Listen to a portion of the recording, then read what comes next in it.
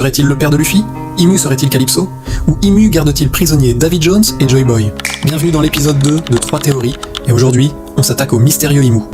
Théorie 1, Imu le père de Luffy. C'est la théorie la plus folle, mais elle repose sur un indice très troublant. Dans le chapitre où Luffy propose à Zoro de le rejoindre, il lui dit « Soit tu deviens pirate avec moi, soit je te laisse pourrir ici. » Ce à quoi Zoro répond « Tu es le fils du diable en personne ou quoi ?» On connaît tous le talent d'Oda pour les foreshadowing.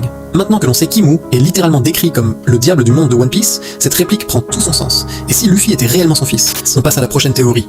Théorie 2, Imu est le Calypso de One Piece. Dans la mythologie, Calypso est une déesse de la mer capricieuse qui a maudit Davy Jones à errer éternellement pour avoir brisé leur pacte. Ici, le schéma serait identique, mais avec un homme, Imu.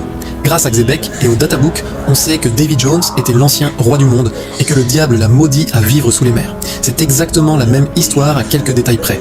Imu serait donc celui qui a lancé cette malédiction. On passe à la prochaine théorie.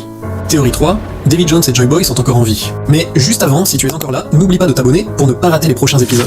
C'est presque officiel. Davy Jones est toujours vivant. L'auteur a confirmé dans les databooks qu'il errait toujours sous l'océan à cause de sa malédiction. Pour Joy Boy, c'est plus flou, mais on sait qu'il a été trahi et qu'il a perdu la guerre. Pourtant, sa mort n'a jamais été confirmée.